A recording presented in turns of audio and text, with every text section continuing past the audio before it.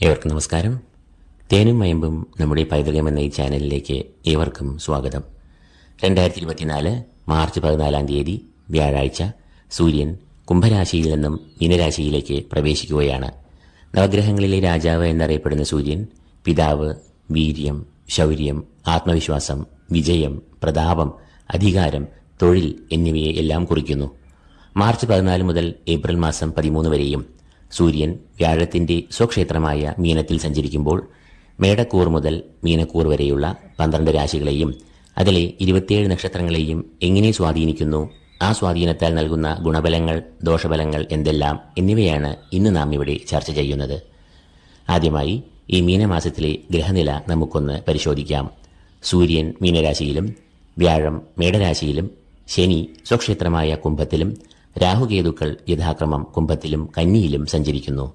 ചൊവ്വ ഈ മാസം മകരത്തിലും കുംഭത്തിലുമായി സഞ്ചരിക്കുമ്പോൾ ബുധൻ മീനത്തിലും മേടത്തിലുമായി സഞ്ചരിക്കുന്നു. ഇപ്പോൾ കുംഭം രാശിയിൽ സഞ്ചരിക്കുന്ന ശുക്രനാകട്ടെ മീനമാസം പകുതിയോടുകൂടി തന്റെ ഉച്ചക്ഷേത്രമായ മീനം രാശിയിലേക്ക് പ്രവേശിക്കുന്നതാണ്. അപ്പോൾ കന്നിക്കൂറുകാരുടെ മീനമാസഫലങ്ങൾ എന്താണ് എന്ന് നമുക്ക് കാണാം. ഉത്രം അവസാന മുക്കാൽ, അത്തം, ചിത്തിര ആദ്യ പകുതി എന്നിവയാണ് കന്നിക്കൂറിലെ നക്ഷത്രങ്ങൾ.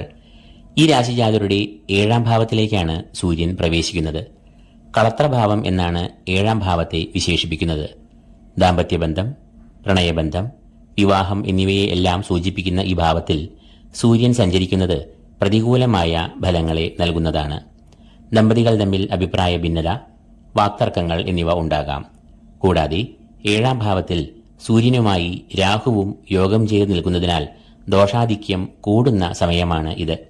ഈ സമയത്ത് തെറ്റിദ്ധാരണകൾ, ഈഗോ എന്നിവ ഉണ്ടാകുവാനുള്ള സാധ്യത ഏറെയാണ്. പങ്കാളിത്ത ബിസിനസിനെയും 7ാം ഭാവം കുറിക്കുന്നതിനാൽ ബിസിനസ്സിലും തെറ്റിദ്ധാരണകൾ, കലഹങ്ങൾ എന്നിവയ്ക്ക് സാധ്യത കാണുന്നു. യാത്രാക്ലേശം, ഉദരരോഗം എന്നിവ ഉടലെടുക്കുവാനും സാധ്യതയുണ്ട്. പണമിടപാടുകളിൽ നല്ല മിതത്വം, കൃത്യത എന്നിവ പാലിക്കുവാനും ഉറപ്പുവരുത്തുക. അപ്പോൾ കന്നിക്കൂറുകാരായ ഉത്രം മുക്കാൽ, അത്തം, ചിത്തിര ആദ്യ പകുതി എന്നീ നക്ഷത്രങ്ങൾ ഈ മാസം ഏറെ ശ്രദ്ധ പുലർത്തേണ്ടതുണ്ട്. ഇതോടുകൂടി ഈ എപ്പിസോഡ് ഇവിടെ അവസാനിക്കുന്നു. ഏവർക്കും നന്ദി, നമസ്കാരം.